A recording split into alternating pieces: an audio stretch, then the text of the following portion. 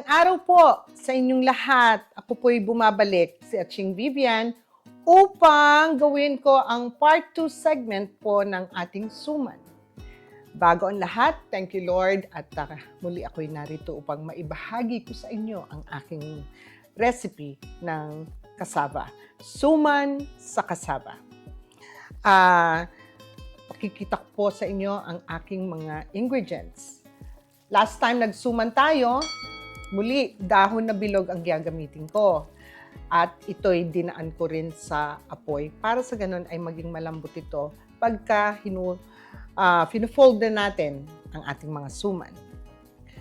Umpisahan po natin sa cassava. Ito po ay 4-pack ng cassava. Ito po yun. 1 pound na cassava, it's 16 ounce, okay? However, ito pong kasabang ito, dahil frozen po siyang nabibili dito na grated cassava, nagkakaroon ng tubig. So, bago ko po siya nilagay dito, ini-squeeze ko tong maigi para matanggal ang lahat ng excess water. You can do as much as you can. Kailangan po it's dry. You can also use a cheesecloth. Pigain nyo lang maigi para mawala yung tubig at ang katas. Okay, so 4 po na pack ng cassava. 3.5 cups ng dark brown sugar. Kailangan dark brown sugar. Ano po? 1 can uli ng coconut milk. 1 bottle, small bottle lang po ng makapuno string. Ulit, ganun din ang gagawin nyo. I-strain ninyo hanggang mawala yung syrup. Kasi ayaw po nating basa masyado ang ating cassava. Dahil kundi mahihirapan tayong ihulma sa ating mga dahon. Magtutubig masyado. Okay? So, ito po ay drain ko na kanina. Kaya halos wala na siyang syrup. No? 1.5 tablespoon of vanilla and 2 tablespoon of lye water. Ako po yung naglalagay ng lye water. Bakit? Para maging makunat ang ating cassava. Hindi siya masyadong parang kumbaga sa bigas ay maging grainy. So, nilagyan ko po siya ng 2 tablespoon of lye water. Umpisahan po natin ang paggawa nito. In the meantime, makikita nyo, nagpapakulo na ako ng tubig para i-steam natin ito. So, the whole process starts with our cassava, yung 4 packs of cassava. Tapos po, ilalagay natin yung ating 3.5 cups of sugar. Ayan. Ngayon, lalagyan po natin siya ng 1 can of coconut milk.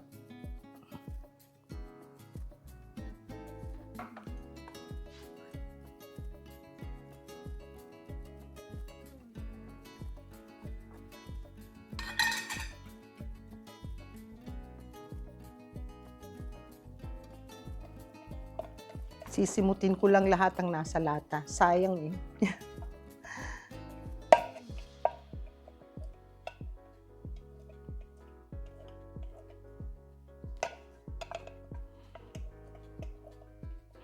Ayan.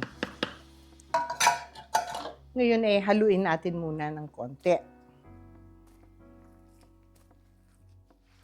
Makikita ninyo, hinahalo ko po siya ng mabuti bago ko ihulog yung mga natitirang ingredients. Gaya ng sabi ko, ayoko siyang masyadong watery.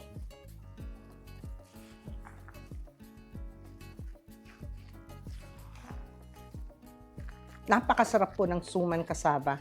Marami pong cassava sa Pilipinas na binibenta silang suman. Ito po ay napakasustansya sa ating katawan. Ayan. Ngayon, ilagay na po natin ang ating makapuno.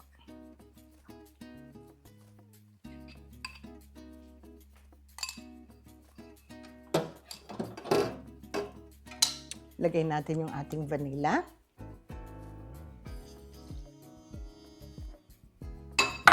And lastly, our lye water.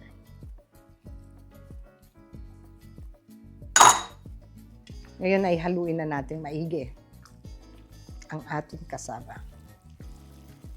Siguraduhin yung halong-halo itong maigi, ano po, para yung sugar hindi namumuo lang sa isang tabi.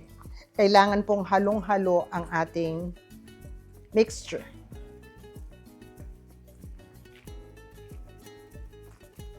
Maganda rin po masarap itong pang merienda at higit sa lahat, napakaganda rin po itong gawin sa mga handaan. Kung makikita nyo sa lahat po ng aking mga recipe, napakamura po ng mga ingredients at pwedeng pang negosyo. Yan, makikita po ninyo may mga puti pa, no? Siguraduhin yung nahalong maigi ang inyong cassava. Para sa ganon, pantay-pantay ang lasa.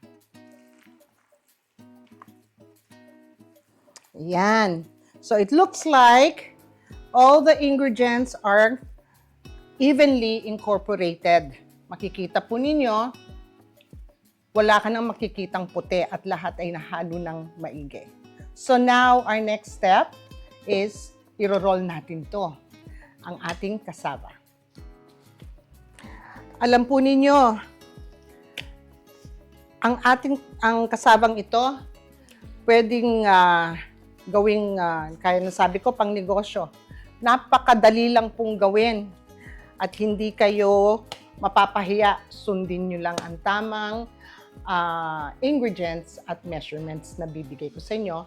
At the end of the episode, you will always see the the ingredients ng ginagawa ko.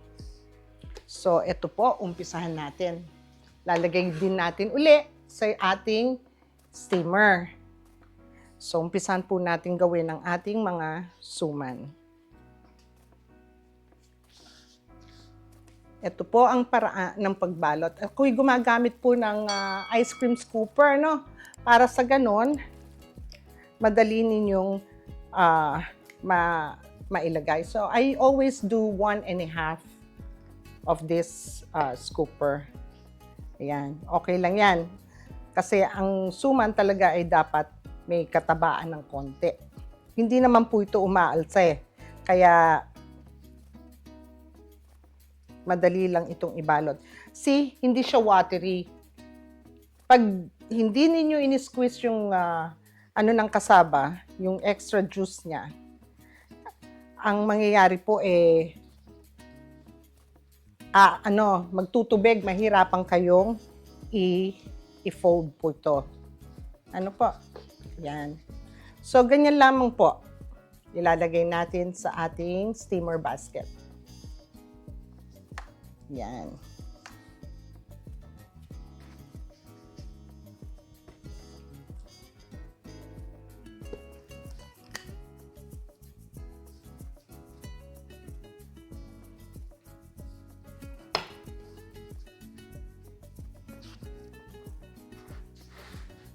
Pag hindi po ninyo pinadaan sa apoy ang inyong dahon ng saging, hindi po magiging maganda ang pagbalot nyo. I always prefer using these round ones. Kasi po yung mga nabibili dito na frozen, dahil sa sobrang tagal na siguro sa freezer, yung mahahaba na buong dahon, kalahati natatapon. Hindi tulad po nito na okay lang siya. Okay, so babalutin ko po ito at babalik ako sa inyo pagka natapos ko ng balutin ng lahat at ilalagay natin sa ating steamer. Okay, I'll be back. Thank you. So, alright, I'm back. Kung makikita po ninyo, natapos ko ng balutin lahat ng suman. So far, nagawa ko is 27 pieces. Dahil malalaki pong ginawa ko. Pero kayo, kung gusto nyo padamihin, pwede nyong liitan ang portion na ilalagay nyo at ibabalot. Makikita po ninyo dito, ito ang ating suman. Pwede silang pagpatungin. At saka kung mapapansin nyo, Yung suman ko na karaang na ginawa is the muriecos.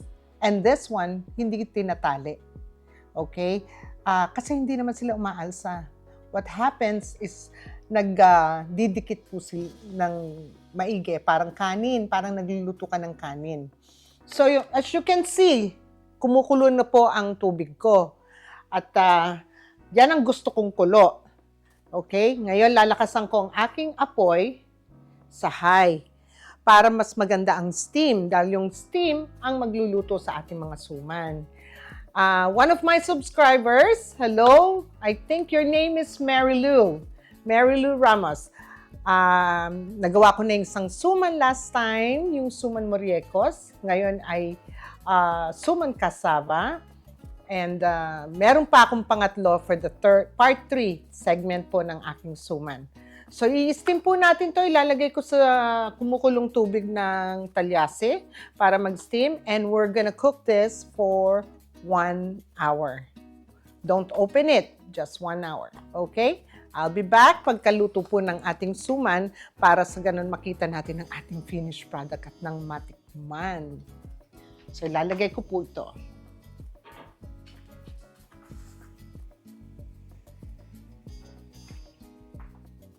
Pwede nyo rin pong pagpatungin pala. Kung makikita nyo, pinagpatong ko. Okay? So, since pinagpatong ko, kamali ako, yung pong pinagpatong ang nasa ilalim.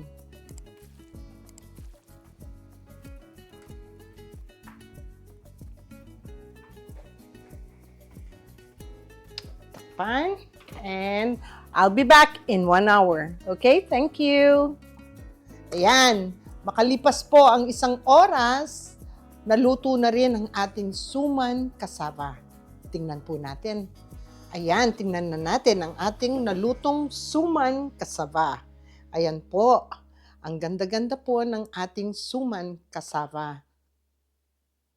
So natapos na po ang 1 oras at eto po ang ating lutong cassava. Lagay po natin sa ating tray. At ating tikman. Ay, mainit ang ating cassava. Napakainit po.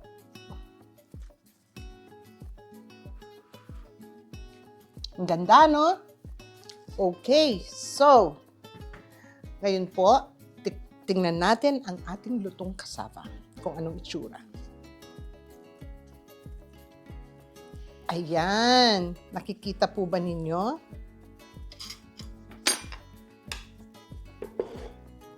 Ito po ang ating cassava. Napakaganda ng kulay.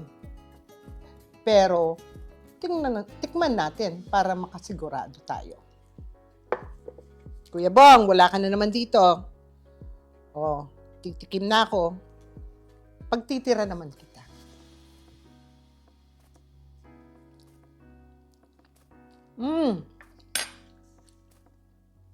Napakasarap. Tamang-tama lang ang tamis. Lasang-lasa ang gata, kahit na 1 lata lang nilagay natin. At every bite, meron siyang kasamang makapuno. Napakasarap po. Enjoy nyo ang pagluluto nito. At sa tuwing magluluto kayo ng kahit ano, kailangan masaya ka. Para sa ganun, masarap ang luto mo at maganda. Laging kang good mood, ika nga. So, anyway, ito po ang ating part 2 ng suman cassava. Abangan ninyo ang part 3 na suman. At yun ay gagawin ko para sa inyo. Okay? Maraming salamat po sa inyo. Dakala salamat kaya kayungan. Thank you, Lord. Salamat po. Ito po ang aking suman cassava. See you next segment, part 3